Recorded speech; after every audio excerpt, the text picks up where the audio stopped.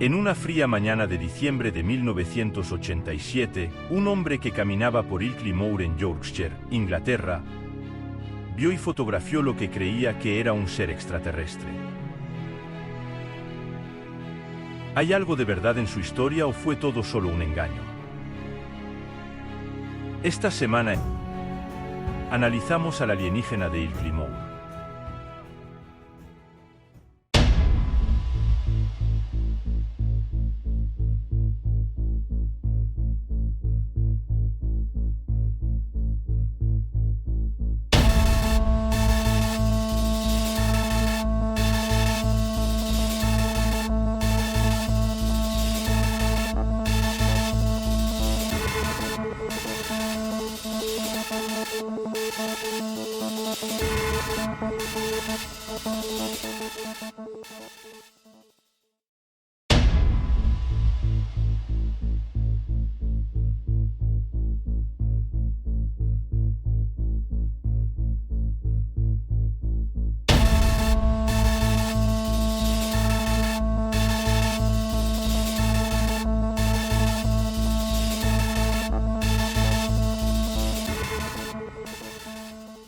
Ilkley Moor en West Yorkshire, Inglaterra, se parece mucho a lo que cabría esperar. Amplias extensiones abiertas de pastizales pantanosos, un paisaje duro pero extrañamente hermoso de colinas bajas y valles poco profundos, plagados de afloramientos rocosos y extraños matorrales de árboles y matorrales silvestres. Es un lugar inquietante lleno de misterio y oscuridad. Se ha dicho que Ilkley Moor puede darte un susto de muerte durante el día y durante la noche es mucho peor, especialmente en invierno, cuando descienden las nieblas del norte.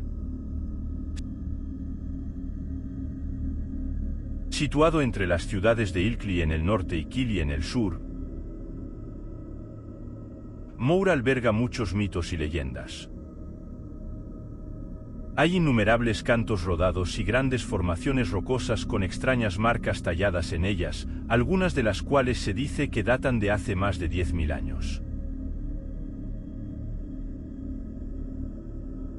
A lo largo de los siglos, los lugareños de los asentamientos periféricos han descrito todo tipo de fenómenos extraños, desde extrañas luces en el cielo hasta informes de extrañas criaturas deambulando por los páramos. Y uno de estos encuentros, que tuvo lugar durante la década de 1980, llegaría a ocupar los titulares internacionales. La historia comienza a las 7 de la mañana del 1 de diciembre de 1987, cuando Philip Spencer, un policía fuera de servicio, cruzó a pie el Moor hacia la casa de su suegro, que se encontraba en uno de los pueblos vecinos. En circunstancias normales, no habría tomado este camino. La perspectiva de caminar entre los moros en la oscuridad era poco atractiva, por decirlo menos, pero era un atajo relativo, mucho más rápido que caminar por los caminos perimetrales.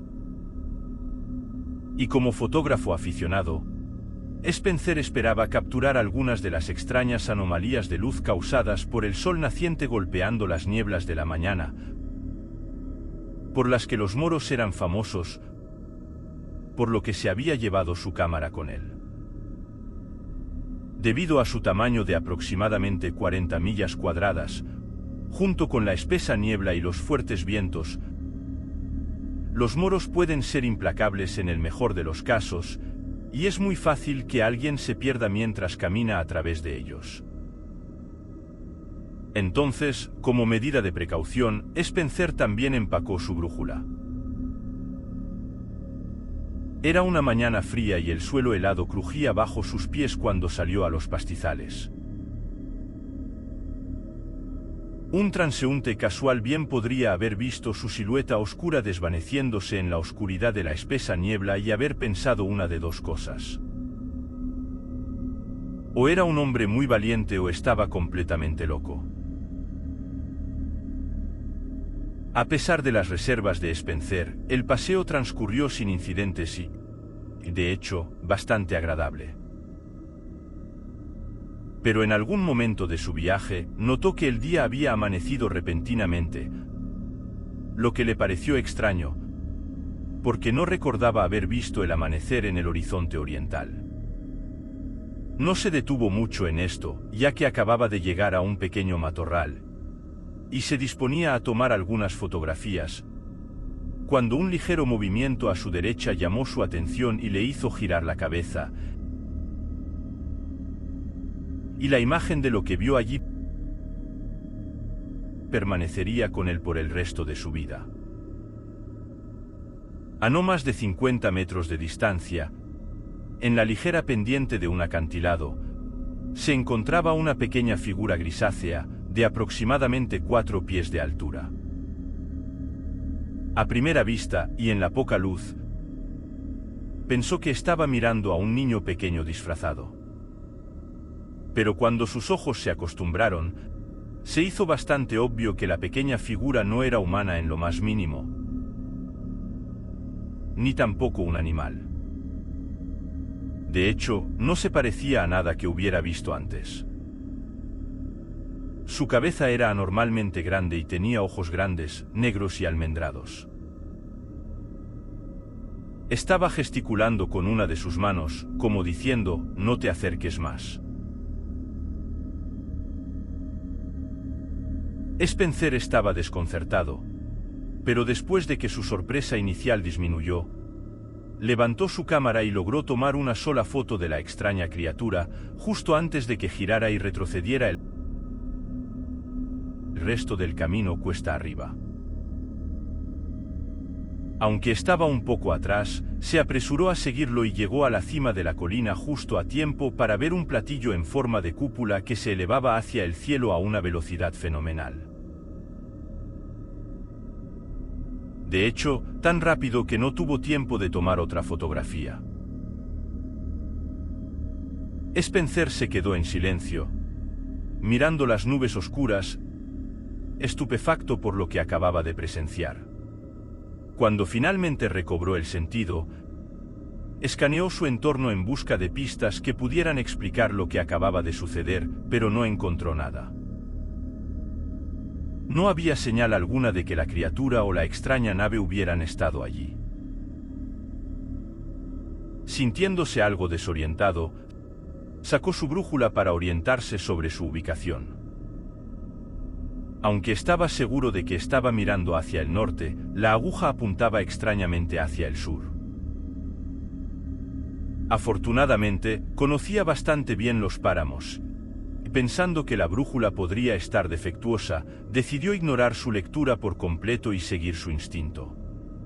Continuando su viaje, finalmente llegó a la aldea de su suegro, lo que confirmó que la brújula efectivamente lo había estado señalando en la dirección equivocada.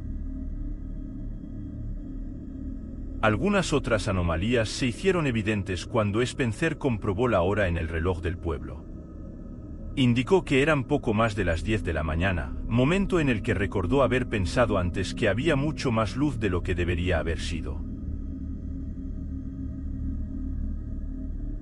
Su caminata por el páramo no debería haber durado más de una hora, sin embargo, comenzó a las 7 de la mañana y llegó a su destino poco después de las 10 de la mañana, lo que significa que, en realidad, le llevó 3 horas completas.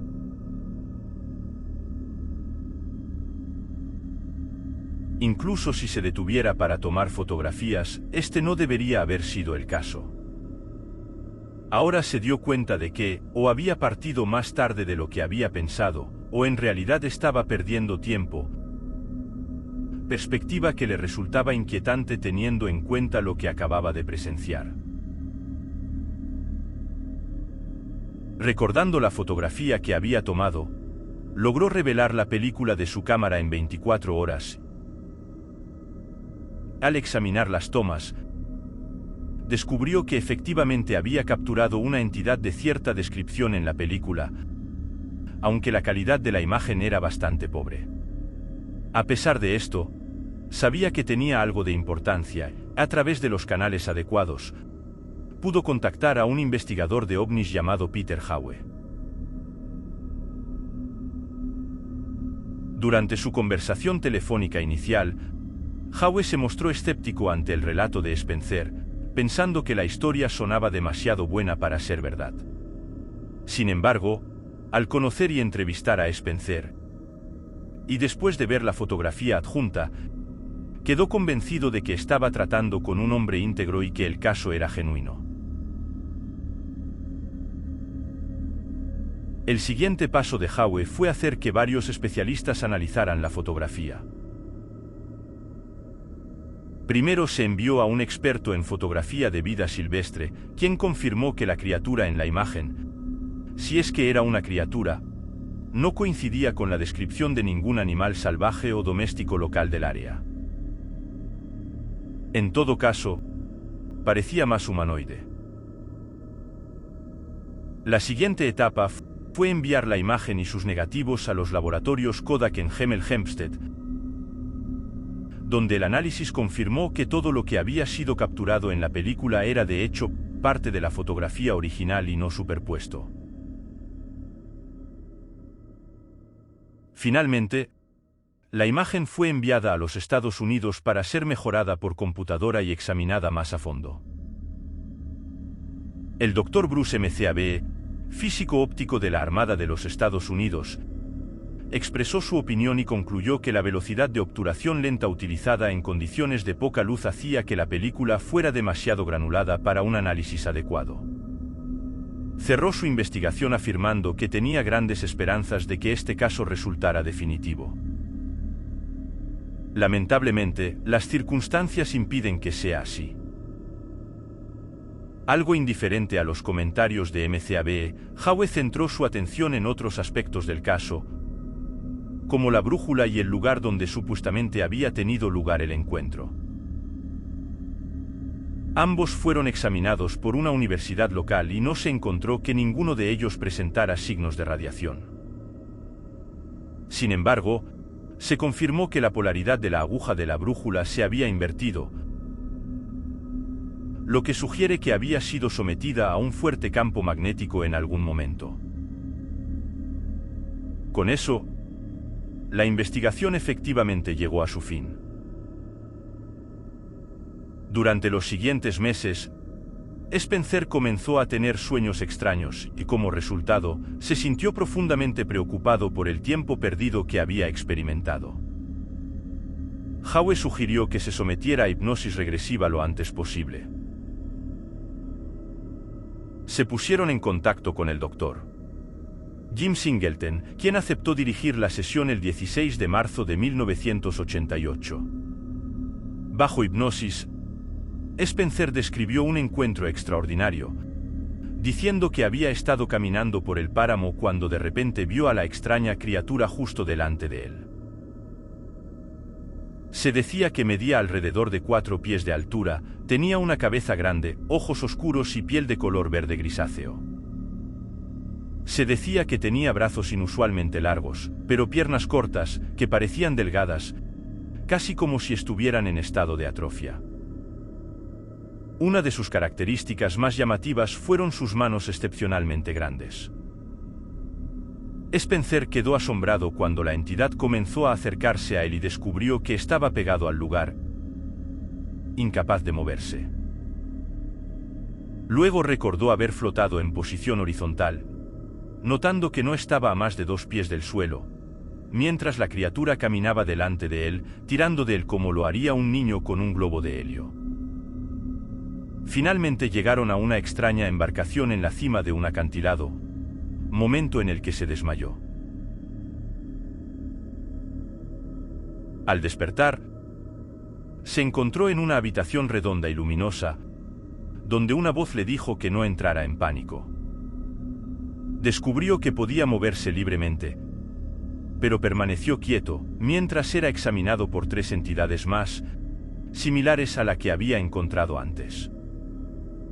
Luego le mostraron 2 películas, una que describía la continua destrucción del planeta por parte de la humanidad a través de la guerra, la contaminación y otros medios. La segunda película, sin embargo, sigue siendo un misterio, ya que sus captores le ordenaron a Spencer que nunca hablara de ello, y desde entonces él se ha negado a hacerlo, incluso bajo hipnosis.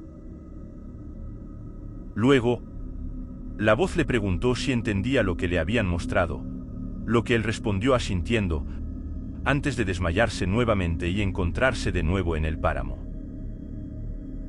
Un pequeño movimiento a su derecha le hizo girar la cabeza, y fue entonces cuando vio y fotografió la pequeña figura humanoide, aunque en ese preciso momento no recordaba su mencionada abducción, ni haber visto nunca antes al ente. Entonces, ¿qué fotografió Spencer ese día? ¿Hay algo de verdad en su historia? Al menos en lo que respecta a la imagen, no se puede desacreditar por las mismas razones por las que no se puede dar vida. Desafortunadamente, la calidad de la imagen no es lo suficientemente buena. Si bien podría ser una imagen genuina de una entidad extraterrestre, también podría ser un bush de algún tipo o incluso un maniquí. Algunos años más tarde, otro investigador visitó el lugar del encuentro y se fotografió a la misma distancia y lugar para tener una idea de la escala.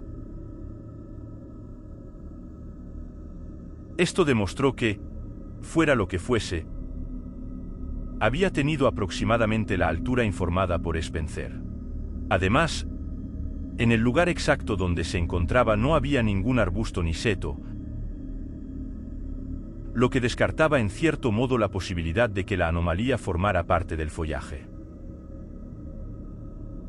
Los escépticos se apresuraron a descartar el caso como un engaño, ya que, de hecho, no habría sido demasiado difícil de perpetuar.